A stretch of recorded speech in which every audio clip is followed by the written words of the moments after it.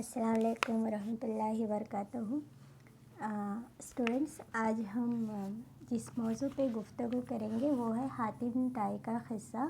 یہ دراصل second same be اے کے نصاب یعنی ارمغان ادب کتاب میں شامل ہے، سیکنڈ حصہ دوم میں۔ تو حاتم طائی کا قصہ دراصل میر امن کا لکھا ہوا ہے۔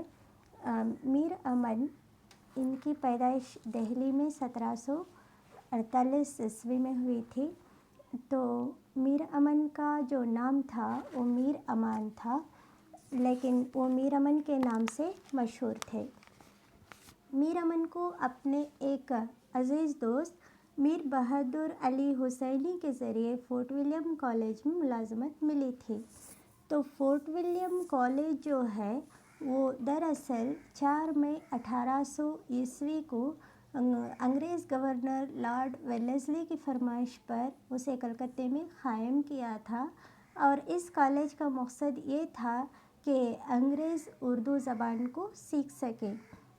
تو اس طرح اس کالج کے پہلے پرنسپل جو ہیں وہ ڈاکٹر جان گلکرسٹ تھے۔ ڈاکٹر جان گلکرسٹ نے بڑی جانفشانی کے ساتھ کیا کیا تھا، ہندوستان کے مختلف حصوں سے ادیبوں کو جمع کر کے ان کے نام یعنی یہ کام سپرد کیا تھا کہ وہ کیا کریں گے، مختلف زبانوں کی کتابوں کا، خاص طور پر فارسی زبان کی کتابوں کا اردو میں ترجمہ کریں گے۔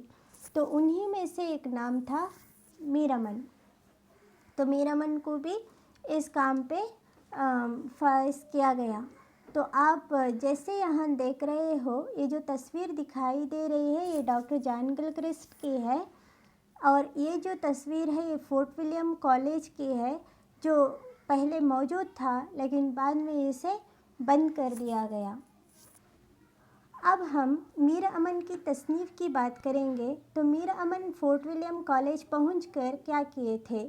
میر امن فورٹ ولیم کالج جا کر میر عطا حسین تحسین کی ایک فارسی کتاب تھی جس کا نام تھا نو طرز مرصع۔ تو نو طرز مرصع کا انہوں نے ہی کیا کیا تھا، قصہ چہار درویش کے نام سے ترجمہ بھی کیا تھا، لیکن وہ کافی دقیق تھا، مشکل تھا۔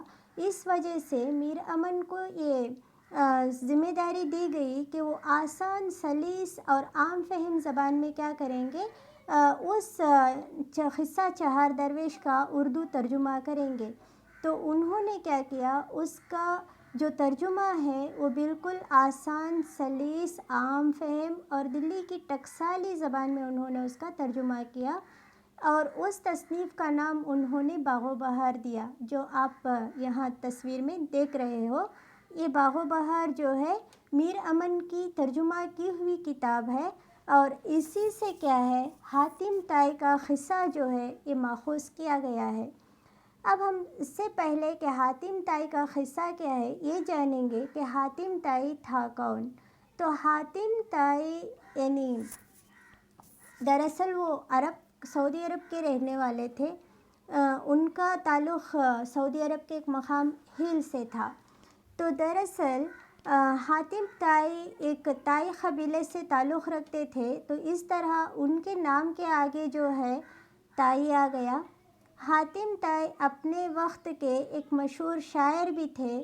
اس کے علاوہ وہ جس وجہ سے مشہور ہوئے وہ دراصل کیا ہے، ان کی فیاضی، دریادلی اور سخاوت ہے۔ یعنی کوئی بھی اس درجے تک پہنچ نہیں پایا، تو آج بھی کیا ہے، جو بھی زیادہ سخی یا دریادل ہوتا ہے اسے حاتم طائی کی مثال دی جاتی ہے، مطلب آج کے دور کا حاتم یا اس قسم کا۔ اور یہ بھی کہا جاتا ہے کہ حاتم سے بڑا سخی کوئی ہو نہیں سکتا۔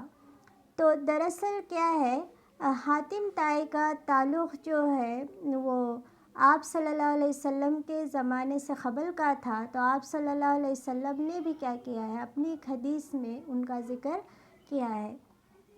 تو حاتم طائی کا قصہ کیا ہے، اب ہم یہ جانیں گے۔ اس سے پہلے کہ ہم حاتم طائی کا قصہ جانیں گے، یہ بات جاننا ضروری ہے کہ میر امن نے جو ہے اس قصے کو مخفّا و مسجع نثر میں لکھا ہے۔ مخفّا اور مسجع نثر اس کو کہتے ہیں جس میں خافیے کا استعمال ہوا ہو۔ اب ہم جیسے کوئی شعر پڑھتے ہیں تو شعر میں ہم خافیہ اور ردیف کو شامل پاتے ہیں، تو اسی طرح کیا ہے یہاں شعری انداز میں اس نثر کو لکھا گیا ہے۔ آپ ملاحظہ فرمائیں کہ میں اس کو پڑھوں گی۔ حاتم کے وقت میں ایک بادشاہ عرب کا نوفل نام تھا، اس کو حاتم کے سبب نام آوری کے دشمنی کمال ہوئی، بہت سا لشکر فوج جمع کر لڑائی کی خاطر چڑھ آیا۔ حاتم تو خدا ترس اور نیک مرد تھا، یہ سمجھا کہ میں بھی اگر جنگ کی تیاری کروں تو خدا کے بندے مارے جائیں گے اور بڑی خوریزی ہوگی، اس کا عذاب میرے نام لکھا جائے گا۔ مطلب اب جیسے ہی نثر سن رہے ہو آپ کو اندازہ ہو رہا ہے کہ یہ عام نثر سے تھوڑی مختلف ہے، مطلب یہ مخفّا و مسجع نثر ہے۔ تو جیسے اس قصے سے ظاہر ہے کہ حاتم کے وقت میں عرب میں ایک بادشاہ رہتا تھا جس کا نام کیا تھا، نوفل تھا۔ تو نوفل کو کیا ہے مطلب بادشاہ ہمیشہ اپنی سرخروئی چاہتے ہیں، یہ چاہتے ہیں کہ رعایا کے زبان پر صرف انہی کا نام ہو، انہی کی تعریف ہو، وہ یہ نہیں چاہتے کہ کوئی اور ان کے ہوتے ہوئے مطلب شہرت پائے۔ تو اس طرح حاتم جب شہرت دوام حاصل کر رہا ہے تو یہ بات بادشاہ کو کھٹکتی تھی اور اسے اتنی کھٹکی کہ وہ دشمنی پہ اتر آیا۔ تو دشمنی بھی اتنی کہ فوج لشکر جمع کر لی اس نے اور چاہتا تھا کہ وہ حاتم کے ساتھ لڑائی کرے، جنگ کرے۔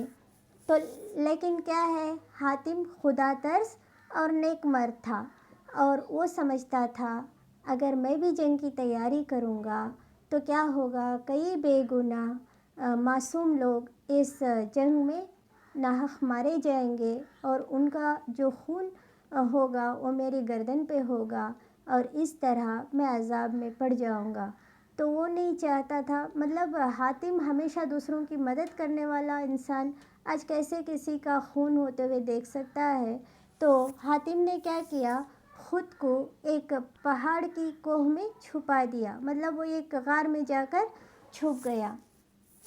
تو جب یہ نوفل بادشاہ کو اس بات کی خبر پہنچتی ہے تو وہ کیا کرتا ہے، حاتم کے گھر کو اور اس کے مال اسباب کو سب خرق کر لیتا ہے۔ خرق کر لینا مطلب حراست میں لے لینا، اور کہتا ہے اور یہ اعلان کرا دیتا ہے کہ اگر کوئی بھی منادی کروا دینا مطلب اعلان کرا دینا، اگر کوئی بھی حاتم کو پکڑ کر لائے گا تو اس کو کتنے انعام دیا جائے گا، 500 اشرفی جو ہے انعام میں دیا جائے گا۔ اور اشرفی کا مطلب ہے اس زمانے میں سونے کے سکے ہوا کرتے تھے، اور آپ یہاں تصویر میں دیکھ سکتے ہو ان پہ اردو وغیرہ عربی وغیرہ نقش ہے۔ تو اس طرح یہ اشرفیاں ہوتی تھیں۔ تو نوفل بادشاہ نے اعلان کیا تھا کتنے اشرفی دیں گے، 500 اشرفی دیں گے۔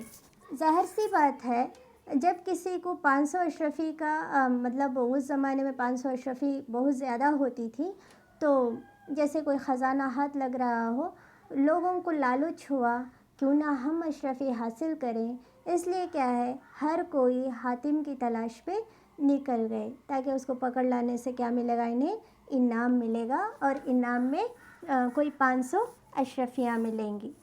تو امید ہے فرینڈز یہیں پر ہم اس کلاس کو ختم کرتے ہیں۔ آپ کو شاید یہ داستان کچھ حد تک سمجھ میں آئی ہو، اور جو باقی داستان ہے ہم اسے اگلے سیشن میں کریں گے۔ اللہ حافظ۔